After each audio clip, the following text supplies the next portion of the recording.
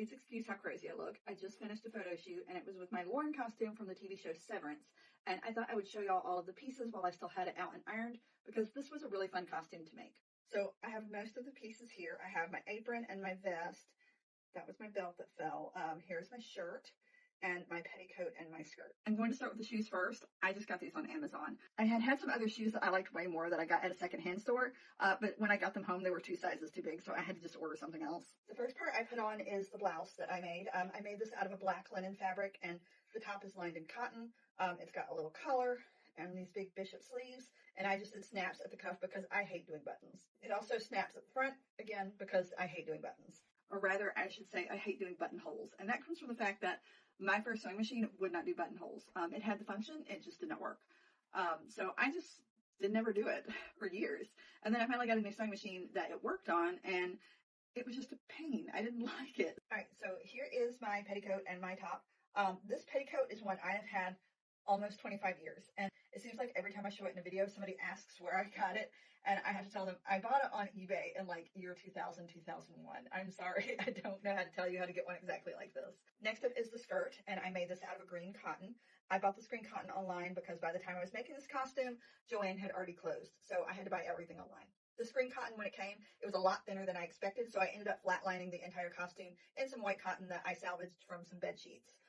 So that made it the weight that I wanted it to be. The stripe at the bottom is some green velveteen I had left over from this costume, right here. Thankfully, I had just enough left over to do this green stripe and the vest. I didn't have to buy that. It worked perfect. I didn't use a pattern for this skirt. It's just a bunch of rectangles pleated down to fit. And then I added the black cotton waistband and the zipper in the back. For this shirt, I cannot remember if I used a pattern.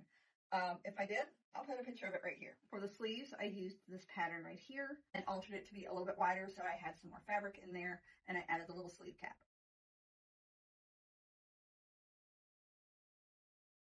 Originally, I was going to make this where the skirt was attached to the bodice, and it was going to be one whole dress.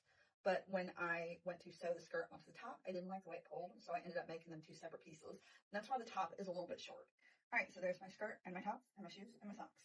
Next is my apron, and this is just another piece of the black linen from the top, and it's just a rectangle pleated down onto a bias tape waistband. And yeah, I just used whatever bias tape I had available. It doesn't match anything, but it goes underneath the vest so you don't see this top. For all the pattern fabric and ribbons on this, I tried finding some ribbon I could buy that was close enough. The thing is, when I was looking at references, there were several different trims on this costume, and they all had the same color scheme. I knew there was no way that I could find enough different ribbons or trims or fabrics that would all look similar enough to each other. So I decided to just make it myself. I drew each of these trim designs in Photoshop and had it printed on spoonflower fabric. I just ordered 1 yard, and when it arrived, I cut each piece out, folded the edges over and pressed it, and then started sewing it onto all of my costume pieces. So I just layered all of these onto my apron and sewed them down. And I did get the design a little too high up, but that's okay. So next is my vest, and it has another one of the trims on the edge, and there's also trim on the cuffs. Oddly enough, this is the piece that went through the most changes from the initial mock-up, because my first mock-up just didn't fit right. It was just too much of a boxy vest. So I had to keep editing it over and over again, and I had to make sure it was right because I only had a little bit left of the green velveteen. Like I said earlier when I was talking about the skirt, I only had enough of this fabric left to do the vest and that stripe. I did end up getting the shape of the back wrong. The back collar is supposed to come down into a V. By the time I saw that, I was finished with it. I wasn't opening it back up to do that. Also, the behind the scenes photos from the shooting of this episode were a lifesaver because in the screen caps, it was really hard to see what color everything was. It was only in the behind the scenes videos that I could tell that the vest was this dark green and the skirt was green, not black. Originally, I thought everything was black. And I'm glad I saw that before I started actually making everything. So here is my belt. It is just a very long piece of one of these trims that I made, and I backed it in some basic green cotton left over from the skirt. To put it on, I start in the front, go around the back, and I tie it at the side, like so. I really love how this costume turned out because green is my favorite color, and I love how it looks with black, so. Okay, so next is my little bow tie. This is just a little piece of black velvet ribbon that I added some black applique leaves to. And then here are my pins. These are from the creator Wooden Steel. I will put their name right there. I'm sorry if I said that wrong. I started drawing these as a guide for my husband to 3D print them. And I was so relieved to just, I'm going to just look and see if anybody's made these. And I'm so relieved to find this because the references I had, these would not have been accurate. I would have been making a lot of it up. Yeah, so these totally saved my sanity.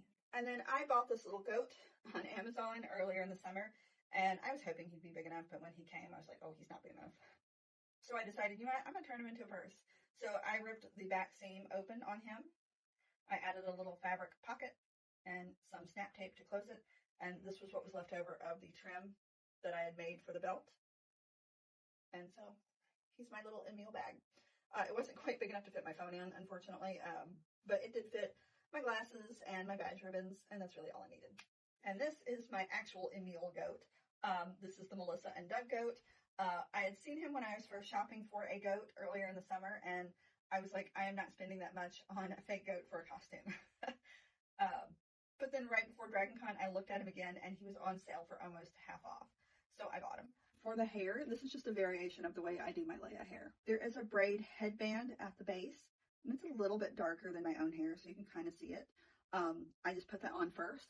I braid my own hair into 2 pigtails with a black velvet ribbon interwoven, and then I pull that up on top of the base braid, pin it all in place, and I tie that ribbon in the back. And then I just pull down a bunch of it to make it look messy, because this is her after the fight.